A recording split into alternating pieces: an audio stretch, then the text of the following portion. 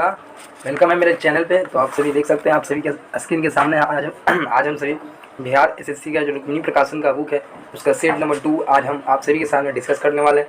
तो प्लीज़ आप लोग बन रहिए इस नए सेट में। ये काफ़ी अच्छा सेट है आप लोगों के लिए। पूरा क्वेश्चन बैंक के माध्यम से आप सभी जितना भी बिहार एसएससी में अब तक का क्वेश्चन आया है इसे भी आपका कवर हो जाएगा। और ये मौका आप लोग हाथ से जाने ना दीजिए क्योंकि बहुत ज़्यादा सीट है आप सभी का, बहुत ध्यान रखिए। चलिए इस सेट का पहला नंबर सवाल आप सभी के स्क्रीन के सामने है।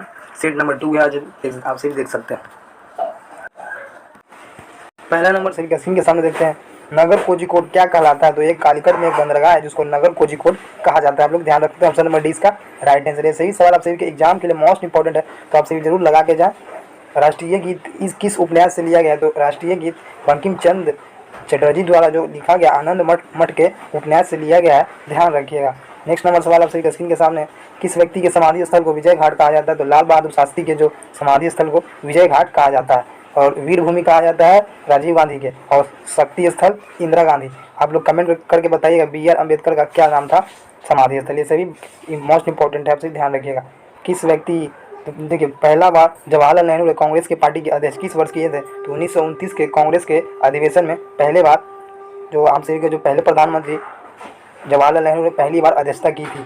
और एक लाहौर के अधिवेशन, ये भी ध्यान रखिएगा, लाहौर के अधिवेशन में पहली बार किए थे 1929 में। रानी झांसी की रानी के तौर पर कौन जाना जाता है? तो रानी लक्ष्मीबाई को जाना जाता है झांसी की रानी के तौर पे। ऑप्शन नंबर डी इसका राइट आंसर है, झांसी की रानी। ऑप्शन नंबर डी ध्यान रखिएगा। इसका PDF मैं अपने टेलीग्राम पे डलवा दूंगा, वहाँ से PDF ले सकते हैं। देखिए असहयोग आंदोलन का शुरुआत कब किया गया? तो 1920 में जलियांवाला बाग हत्याकांड के बाद गांधी जी द्वारा 1920 में असहयोग आंदोलन चलाया गया था। फिर इसको चौरी चौरा कांड के बाद इसको रोक दिया गया था गांधी जी के द्वारा। नेक्स्ट नंबर सवाल। एक मानचित्र में समान दाब वाली रेखा क्या कहलाती है? आइसोबार कहलाती है। ऑप्शन नंबर सी इसका राइट आंसर है। मैकमोहन रेखा किस दो देशों के बीच है? तो मैकमोहन रेखा भारत एवं चीन के बीच है। ऑप्शन नंबर डी इसका राइट आंसर है। नेक्स्ट नंबर सवाल। सतपुरा जो पर्वत है वो किन दो नदियों के बीच में है? तो ताप्ती एवं नर्मदा के बीच में है सतपुरा पर्वत, ध्यान रखिएगा। माउंट एवरेस्ट की ऊंचाई कितना है? तो 8850 मीटर है माउंट एवरेस्ट की ऊंचाई। ऑप्शन नंबर बी इसका राइट आंसर है। ऑप्शन नंबर बी ध्यान रखिएगा। तो माउंट एवरेस्ट पूरे विश्व की सबसे ऊंची चोटी है, ये भी ध्यान रखिएगा, माउंट एवरेस्ट। नेक्स्ट नंबर सवाल है। तलचर कोयला कहाँ पे पाया जाता है? तो उड़ीसा में खान है इसका, तलचर कोयला का, उड़ीसा इसका राइट आंसर है। पहला ग्रह का नाम क्या है जिसके बारे में खोज ने बताया कि वहाँ 2 सूर्योदय होते हैं? तो वहाँ पे 2 सूर्योदय होते हैं, केपलर 60b इसका राइट आंसर है, केपलर 60b। संथाल जनजाति किन राज्य में नहीं देखने को मिलती है? तो असम में संथाल जनजाति नहीं देखने को मिलती है, बाकी पश्चिम बंगाल, झारखंड, उड़ीसा में सभी यहाँ पे देखने को मिलता है संथाल जनजाति। और भील जनजाति किन राज्यों में देखने को मिलती है? तो महाराष्ट्र एवं राजस्थान और भी कुछ राज्यों में देखने को मिलती है। तो आप लोग उसको जरूर देख के जाएं। जनजाति से सवाल पूछे जाते हैं आपसे भी परीक्षा में, तो आप लोग जरूर करके जाएं। भारत में विशालतम समुद्र तट कहाँ पे है? तो ये तमिलनाडु में, आप सभी ध्यान रख सकते हैं, तमिलनाडु इसका राइट आंसर है। झारखंड के उत्तर में कौन स्थित? तो झारखंड के उत्तर में बिहार है। पहले देखिए आप सभी का, हम सभी अभी आप सभी को बता देते हैं कि बिहार के चारों ओर कौन है। तो बिहार के उत्तर में नेपाल है जो कि अंतर्राष्ट्रीय सीमा बनाती है नेपाल, और दक्षिण में झारखंड है, और पूरब में पश्चिम बंगाल है, और पश्चिम में उत्तर प्रदेश है। तो ध्यान रखिएगा, पूरा चारों मैंने बता दिया आप सभी को। सबसे अंदर भूमि द्वारा घिरा पतन क्या है? सबसे अंदर भूमि द्वारा घिरा पतन विशाखापट्टनम है, ध्यान रखिएगा। और ये आंध्र प्रदेश की नई राजधानी बनाया जाएगा विशाखापट्टनम को, ये हाल फिलहाल का सवाल है, ये भी ध्यान रखिएगा। आंध्र प्रदेश का नया राजधानी भी है विशाखापट्टनम। नेक्स्ट नंबर सवाल है। दिल्ली से कलकत्ता को जोड़ने वाली राष्ट्रीय मार्ग की संख्या का नाम क्या है? तो दिल्ली से दिल्ली उसको कलकत्ता से जोड़ रही है NH2, ध्यान रखिएगा NH2। और NH44 पूरे भारत का सबसे लंबा रेल मार्ग है, भी ध्यान रखिएगा। केसर का उत्पादक सबसे ज़्यादा कौन करता है? केसर का उत्पादक तो Jammu Kashmir. Option number C इसका राइट आंसर है। केसर का उत्पादन करने वाला अग्रणी है, सबसे ज़्यादा राज्य। रबी की फसल की कटाई किस मौसम में की जाती है? तो ये अक्टूबर तथा नवंबर में बोया जाता है और मार्च अप्रैल में काट लिया जाता है। तो ऑप्शन नंबर इसका राइट आंसर है। बिहार में स्थित इस्पात संयंत्र कौन है? टिस्को। उस समय ये उस समय बिहार में था, बट अभी ये झारखंड के जिला में है, ध्यान रखिएगा, झारखंड में है वर्तमान में। और इसकी स्थापना 1907 ईस्वी को हुई थी, टिस्को की स्थापना, भी ध्यान रखने वाली बात है। तो ये सबसे पुराना इस्पात संयंत्र भी है, ये ध्यान रखिएगा। नेक्स्ट नंबर सवाल है। नरोरा नाभिकीय शक्ति केंद्र कहाँ पे है? तो ये आप सभी का उत्तर प्रदेश में है। नरोरा नाभिकीय शक्ति केंद्र उत्तर प्रदेश में है, नरोरा। नेक्स्ट नंबर सवाल है। किस कोयले में कार्बन की मात्रा अधिकतम होती है? तो कार्बन की मात्रा एंथ्रासाइट कोयले में सबसे ज़्यादा देखने को मिलती है। नेक्स्ट नंबर सवाल है। नदियों द्वारा मिट्टी का जमाव क्या कहलाता है? तो जलोढ़ कहलाता है। तो उसको इंग्लिश में एलुवियल कहा जाता है। ऑप्शन नंबर इसका राइट आंसर है एलुवियल। नेक्स्ट नंबर सवाल स्क्रीन के सामने है, चीन की संसद का नाम क्या है? तो नेशनल पीपुल कांग्रेस चीन की संसद का नाम है। कांग्रेस यूएसए के संसद का नाम है और जापान का डाइट हो जाएगा। तो चारों मैंने बता दिया आप सभी के। तो कहाँ का आप सभी देख सकते हैं, national people Congress. Next number सवाल है, जवाहरलाल नेहरू किस समय तक प्रधानमंत्री बने थे? मतलब किस समय तक रहे थे? तो इनका कार्यकाल था 1947 से लेकर 1964। ऑप्शन नंबर बी ध्यान रखिएगा। भारत में संघ शासित प्रदेशों की संख्या उस समय 7 थी, लेकिन 2019 में इसको बढ़ाकर 8 कर दिया गया, ये ध्यान रखिएगा। अब इसकी वर्तमान में 8 संख्या है। पहला महिला मुख्यमंत्री कौन है? तो सुचेता कृपलानी पहले मुख्यमंत्री हैं जो कि महिला में है। पहले राज्यपाल सरोजिनी नायडू हैं, ध्यान रखिएगा। उत्तर प्रदेश से बनी थी। सभी सवाल सभी के लिए इम्पोर्टेंट है। अभी तक हमने 27 प्रश्न किए, आप सभी बताइएगा सभी कैसे प्रश्न थे, और आप सभी इससे आप सभी सेट को लगाइए और आप सभी अपना अंक भी देखिए कितना अंक बन रहा है। किस व्यक्ति ने लोकसभा चुनाव में सबसे ज़्यादा वोटों से जीतने का विश्व रिकॉर्ड बनाया है? तो इसका ऑप्शन नंबर इसका राइट आंसर रामविलास पासवान ने सबसे अधिक वोटों से जीतने का विश्व रिकॉर्ड बनाया है। ऑप्शन नंबर इसका राइट आंसर। नेक्स्ट नंबर सवाल आप सभी के स्क्रीन के सामने है, किसे फ्रंटियर गांधी भी कहा जाता है? तो खान अब्दुल गफार खान को फ्रंटियर गांधी कहा जाता है। ऑप्शन नंबर 20 का राइट आंसर है। किस वर्ष पहला व्यक्ति अंतरिक्ष में गया था? तो प्रथम व्यक्ति जो अंतरिक्ष में गए थे 1961 में गया था। ऑप्शन नंबर सी इसका राइट आंसर है, ध्यान रखिएगा। प्रथम व्यक्ति गए थे अंतरिक्ष में 1961 में। ओमेगा 3 एक किसका है? तो वसीय अम्ल का एक ग्रुप है, आप सभी ध्यान रख सकते हैं। ओमेगा 3 एक वसीय अम्ल का एक था। तो क्यूरी जो था वो संबंधित नहीं था, बाकी डाल्टन, रदरफोर्ड एवं बोर तीनों परमाणु संरचना के सिद्धांत का प्रतिपादन किए थे, कुछ न कुछ बताए थे। किस धातु के यौगिक कुछ शीशों तथा साबुन दोनों में पाए जाते हैं? तो पोटेशियम इसका राइट आंसर है, ध्यान रखिएगा। पोटेशियम सही जवाब है। किस धातु के, ये मैंने करा दिया अभी। चलिए 34 नंबर सवाल देखते हैं। किस तत्व का परमाणु भार मानक के रूप में लिया जाता है? तो मानक रूप में किस परमाणु भार लिया जाता है? कार्बन का लिया जाता है। ऑप्शन नंबर इसका राइट आंसर है। हाइड्रोजन के समस्थानिक की संख्या कितनी है? तो 3 इसका राइट आंसर है, हाइड्रोजन की समस्थानिक की संख्या। नेक्स्ट नंबर सवाल है, पीच ब्लेंड किसका अयस्क है? तो ये यूरेनियम का अयस्क है पीच ब्लेंड। नेक्स्ट नंबर सवाल है, मिश्र धातु एल्युमिनियम जो कि ब्रॉन्ज में उच्चतम अनुपात किसका होता है? तो तांबा। जो आप सभी का बनाया जाता है ब्रॉन्ज, उसमें सबसे अधिक जो उच्चतम अनुपात में तांबा देखने को मिलता है, ध्यान रखिएगा आप सभी। नेक्स्ट नंबर है 38 नंबर तक हम सभी पहुंच चुके हैं और काफ़ी इजी सब आगे सभी का अच्छे सवाल दिए गए हैं। अकार्बनिक यौगिक से संबंधित प्रथम कार्बन कौन था? तो अकार्बनिक यौगिक से संबंधित जो पहला कार्बनिक कौन था? तो यूरिया था, आप सभी ध्यान रख सकते हैं, यूरिया इसका राइट आंसर है। नेक्स्ट नंबर सवाल आप सभी के स्क्रीन के सामने है, वुड्स अभिक्रिया से क्या प्राप्त किया जाता है? तो वुड्स अभिक्रिया से एल्केन प्राप्त किया जाता है। तो 39 का राइट आंसर ये हो जाएगा। सिरके का पीएच लगभग कितना होता है? तो सिरके का पीएच 3 होता है, ध्यान रख सकते हैं। ये अम्लीय प्रकार का होता है, सिरके का पीएच मान 3 होता है।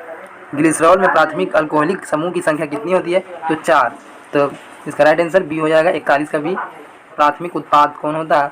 सही आंसर है ग्लूकोज, इसका राइट आंसर है। मशरूम क्या है? तो मशरूम एक कवक है। प्रकंद का उदाहरण कौन है? तो अदरक एक प्रकंद का उदाहरण है, ध्यान रख सकते हैं। इसका right answer option number C हो जाएगा, प्रकंद का उदाहरण है। सबसे जोर से बोल सकने वाली जंतु कौन है? जो सबसे जोर से कौन बोलती है इसमें से? आप लोग कमेंट करके बताइए, सबसे जोर से बोलने वाली जंतु। ये सवाल आप लोग आता होगा, तो ये सवाल मैं होमवर्क की ओर मतलब आप सभी के लिए होमवर्क के साथ देता हूँ। आप लोग का कमेंट में आंसर बताइएगा।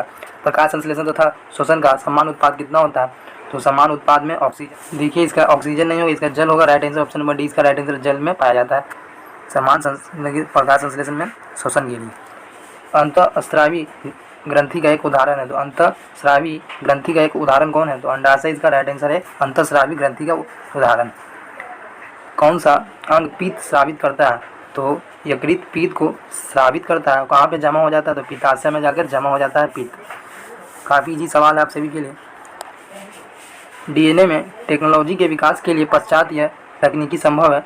राइट आंसर है ऑप्शन नंबर ए। निम्न में से किसका कारण विषाणु है? कौन सा जो रोग है रेबीज है वो विषाणु के कारण होता है। गति का अध्ययन क्या कहलाता है?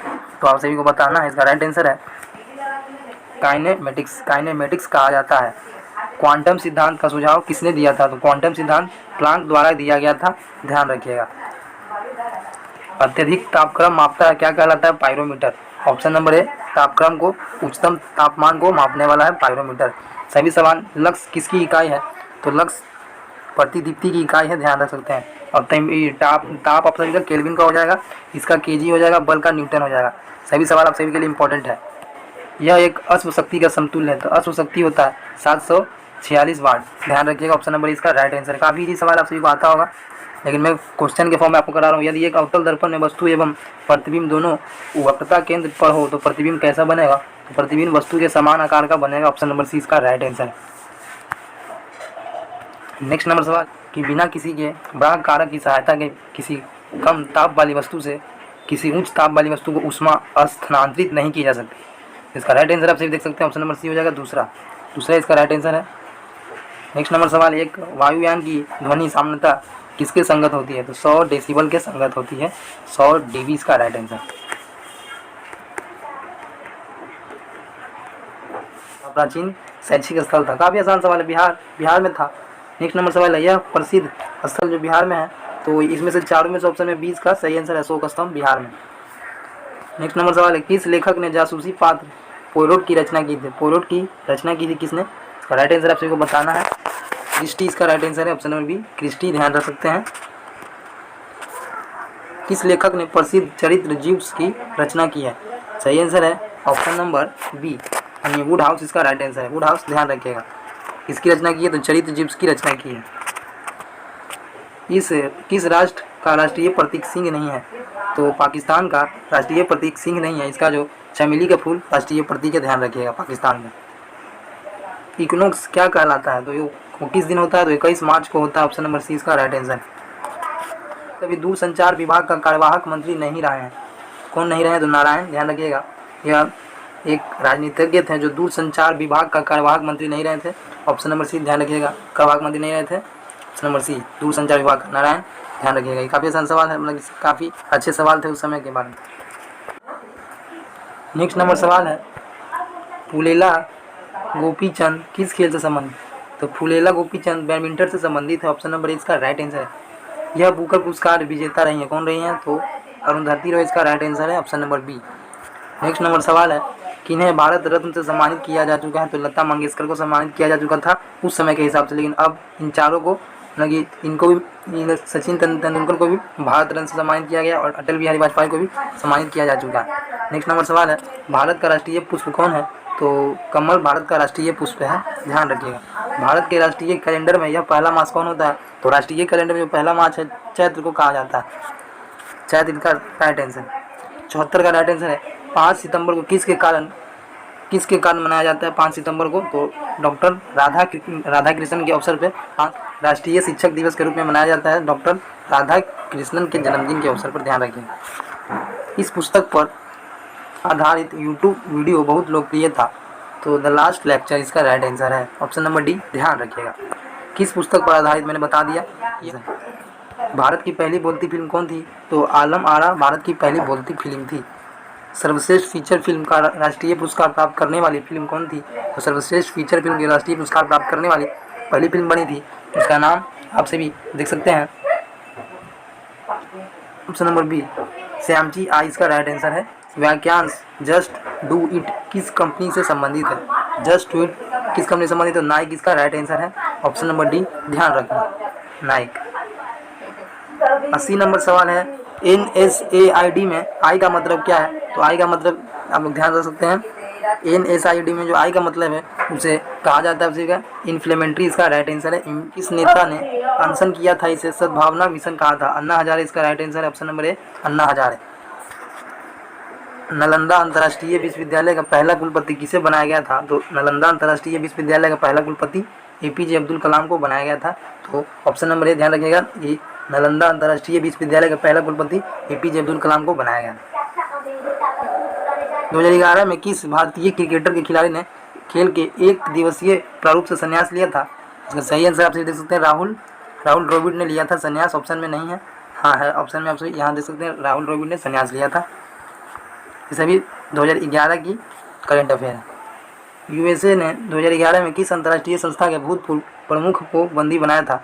तो किसके प्रमुख को बंदी बनाया था? राइट आंसर से देख सकते हैं, ऑप्शन नंबर सी, IMF के प्रमुख को बंदी बनाया था।